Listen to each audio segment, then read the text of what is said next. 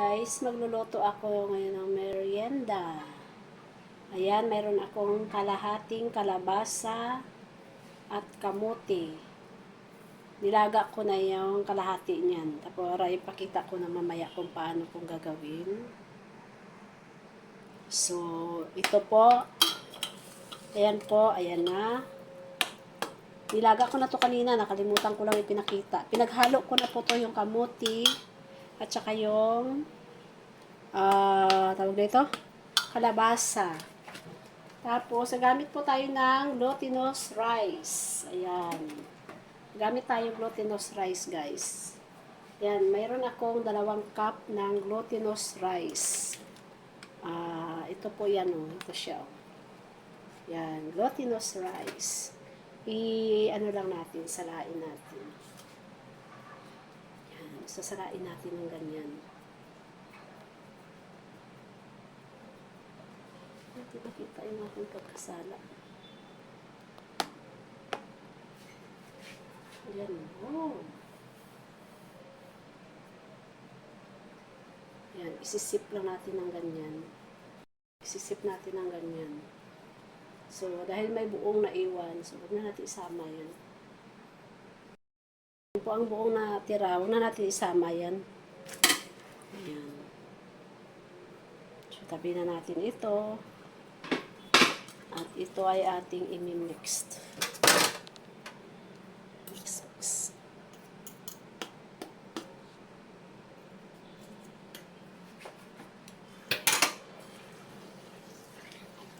Ang pagmi-mix naman po, guys, ay nasa sa inyo din. Kung gusto niyo kamayin, pwede niyo siyang kamayin. Ay, nilagyan ko po pala ito siya ng asukal. Yan. Yung tamis po, kayo na bahalang mag-control. Basta, lagyan mo siya ng asukal. Tapos yung nilaga na kamote at saka kalabasa, ipaghalo mo lang dyan. So, halo-halo lang natin siya, guys. Yan. Siyempre, mamaya kamayin natin to. Make sure lang po na malinis yung ating kamay. Siyempre, kahit pa naman sabihin na atin-atin lang ang merienda o pang pamili lang yung merienda, kailangan pa rin po natin maging malinis. So, ayan. At yan ay imomold natin ng isa-isa para lutuin natin mamaya. At yan naman po ay tikman nyo kung matamis naman na siya sa inyong panlasa. So, pwede na. Pero kung sa palagay nyo naman ay matabang, so, lagyan nyo ng asukal. Ganun lang po yun. Sa inyong panlasa ang control. So, imomold na natin to, guys. Habang hinahalo ko yung aking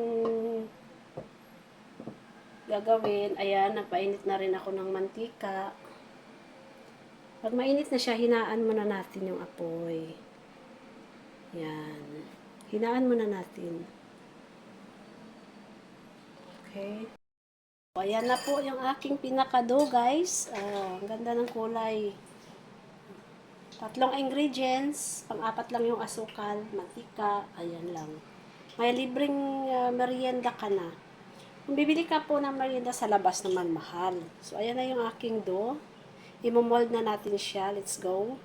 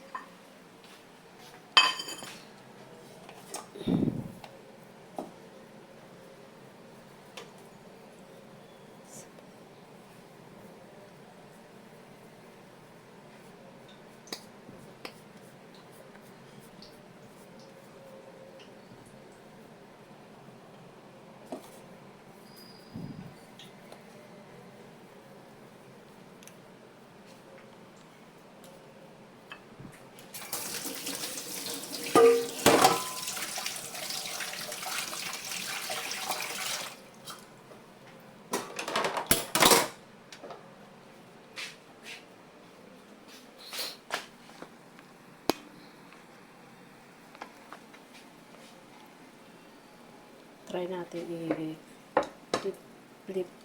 Oy, ayaw pa niya. Ayan. Para hindi masunog, oh. I-flip natin. Hindi ko alam kung anong tawag nito sa atin, pero masarap to.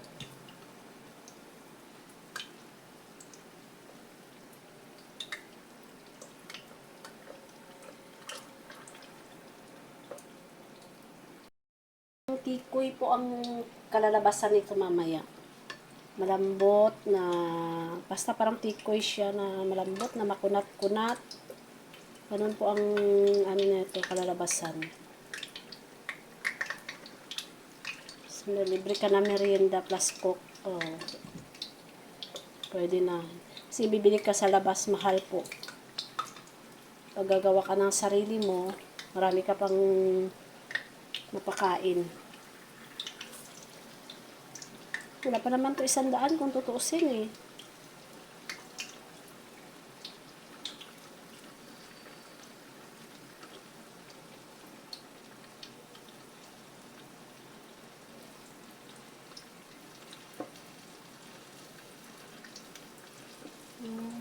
Nandikit sa gilid. Napagilid siya.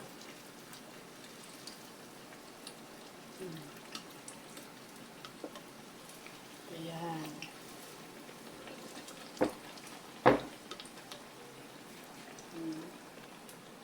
Tuloy lang natin ang pagluto habang ipa-platin pa natin yung isa.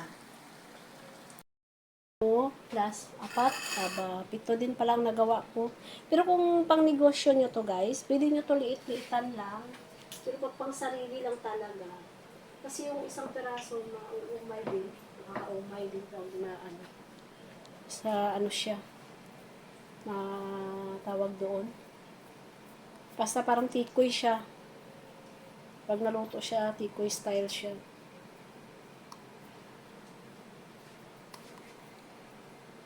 Yan, platin-platin lang natin guys.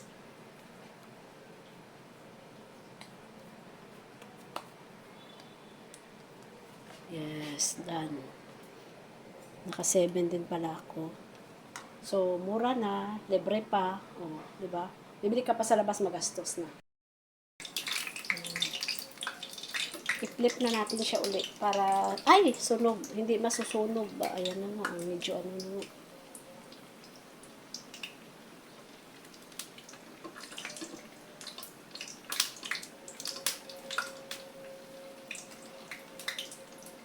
Sobrahan na, parang donut lang eh. Ayan.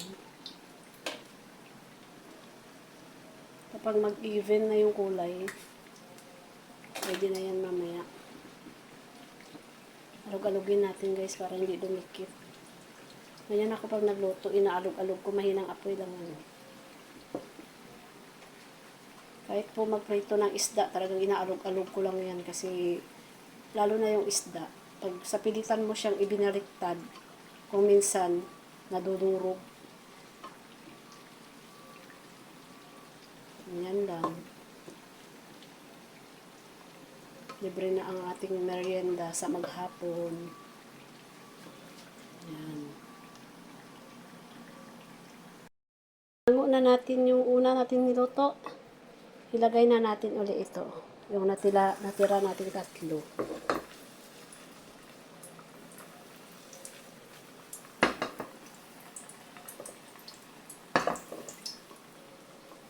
Yan. Ilagay natin yung ating natirang 3. Okay.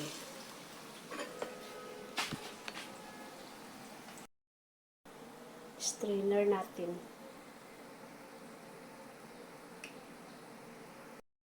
O, na-flip na natin yung ating sunod. Ayan. I-flip na natin yung 3. Ito na lang naman yung last, yung 3. Kailangan po talaga natin siyang mabantayan kasi mabilis siyang masunog. Katulad kanina lang nauna, medyo nanegra-negra ng konti. So, ito ay kailangan natin siyang galaw-galawin. Tsaka, suggest ko lang naman guys, kung di ka man lang din nagtitipid sa mantika, mas maganda ito sa lubog. Lubog siya sa mantika. Lalo na kung maramihan yung luto mo, maganda siyang ilubog talaga siya sa mantika. Ito kasi hindi siya nakakaangat eh. So, kailangan mo siyang galaw-galawin para hindi nag-i-steady yung baba. Hindi siya agad-agad nasusunog. So, abangan na lang po natin ang katapusan nito after ko maluto. Ayan. Malapit na ito guys. At saka reminder pala ni host, sa pagluluto ay hindi natin maiiwasan minsan yung disgrasya. So, laging ingat dahil ang talsik ng mantika ko minsan, yan. Yan, one clip na lang po, okay na siya.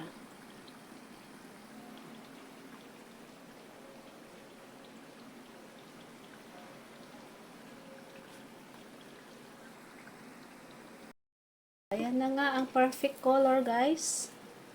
Ayan. Hanguin na natin siya. Pwede na natin itong hanguin. Okay. Ayan na. So, hanguin na natin at isama dito sa iba. Ayan. Parang donut siya. Ano? Okay na. Thanks for watching guys. Bye-bye. Tapos na ang ating merienda for today.